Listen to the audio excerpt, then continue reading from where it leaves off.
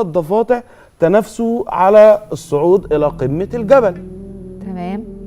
الضفدعة الأولى حاولت تطلع للجبل، فطبعا في زي جمهور تحت بقى وكده، فكلهم قالوا له إيه؟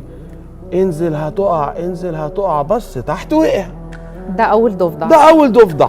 تمام. الضفدعة التانية طلعت طبعا، كان عنده عزيمة شوية، فقال لك إيه؟ أنا مش هقع زي اللي قبلي. تخطى النقطة اللي وصل ليها الضفدعة رقم 1 بالفعل. تمام؟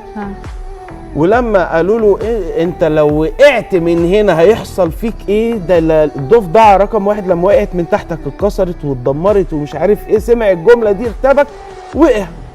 تخيلي. الضفدعة بقى رقم 3، وركزي بقى في الضفدعة دي.